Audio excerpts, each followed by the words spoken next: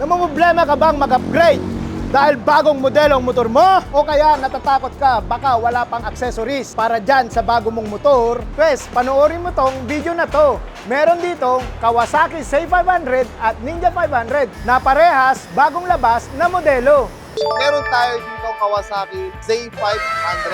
Punta yung client natin dito para mag-upgrade ng full exhaust at yung full accessories. Lalagyan na rin natin siya ng fender eliminator, slider, single point, TRC, bar and side mirror, Motowolf cellphone holder, G-Star horn, yung version 3, brake and clutch lever, dagdag ng auxiliary light, full exhaust system yung ilalagay natin dyan. So ano siya, hindi siya legit titanium titanium color lang to. Air filter. Nagpadagdag din si Sir ng tank pad and tank grip, radiator guard, engine guard, big bike mud guard, lowering link, at spools. Yes, tama yung nakikita mo kaibigan. Z500 yan. Kaka-release lang nito last month dito sa Pilipinas. Ilan ang odo? 155 kilometers pa lang ang tinatakbo ng motor na to. Magpapa-full accessories na agad. Muna ni Master tanggalin ang stock pipe at elbow nito para mamaya sound check na lang ang gagawin. Ang ilalagay natin dito ay kulay titanium na elbow. Syempre, doble ingat kasi bagong modelo ang motor na to. First time uli para dito sa 01 Moto. Sumunod naman na ikinabit ni Master ay ang frame slider. Next ay ang lever para pwede ma-adjust ni Sir depende kung saan siya komportable. Sunod ay ang G-Star horn version 3, tank pad at tank grip. Dagdag ilaw din. Next ay ang engine guard. Pag may engine guard, meron ding radiator guard. Yan! Bar and side mirror. Ayan! Fender eliminator para lalo kang sumeksi tingnan sa likod. Big bike mudguard, nagpakabit din si Sir. Dahil nagpa-pull system si Sir, ayan, nagpalit na din siya ng air filter. Nagpahabol siya ng lowering kit para dito sa Z500 niya. Spools din pala. Yan! At ito na, ang hinihintay ng lahat. Soundcheck tayo ng iba't ibang muffler, V-Lane Shorty.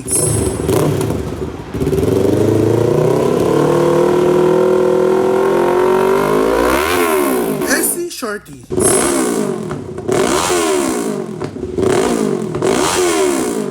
SC with dip.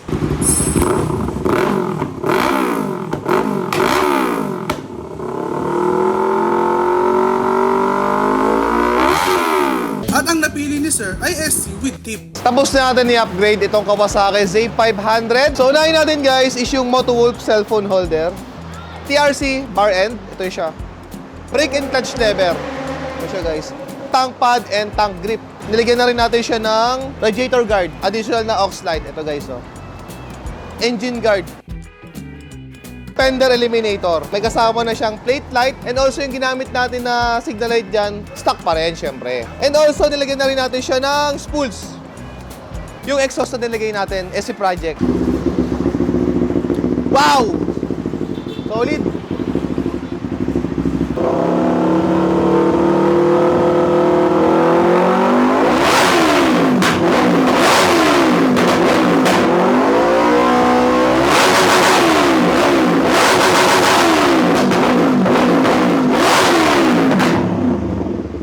Siyempre, ito na nga, huwag na natin patagalin.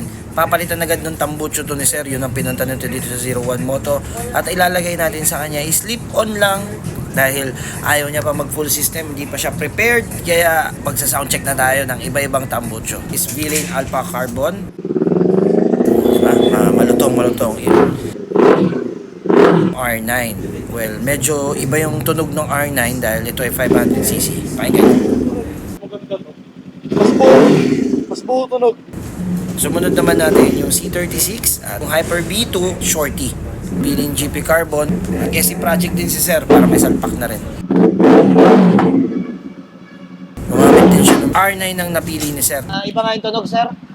Ramdam yung 500cc dito. Kasi sa 400cc ito, puro echo. So yung puro bass eh. Oh.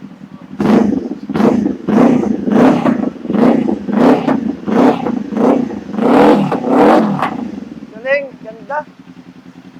500cc.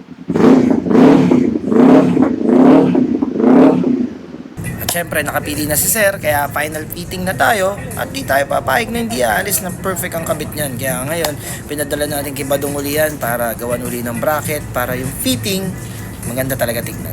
Yung dating version kasi nito nagka-issue sa Expressway kasi 399.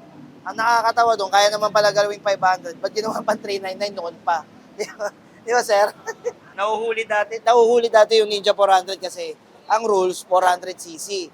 399 lang siya. Pinunta mo isang bagay lang, pero dito kay sir, sa kwento na to, ayun na nga, nahubaran na. Bakit? Frame slider. Frame slider na ikakabit. Kailangan nyo yan. Kayo mga naka-sports bike, huwag nyo tipirin yan dahil mas mahal po ang fairings pag nataob yan. At dito sinisigurado nila naka-tighten yan. Ang tight niyan is dapat gamitan ng special tool para kung ano yung sukat ng stock, dapat same din sa aftermarket na higpit. Naglagay na rin ng tank pad ng grip kasi lagi raw siyang nagsisintron. Mas okay na raw yung tank pad grip ang magulpe kaysa yung pintura ng motor niya. Pakinggan niyo yung sound check ng R9 sa Ninja 500.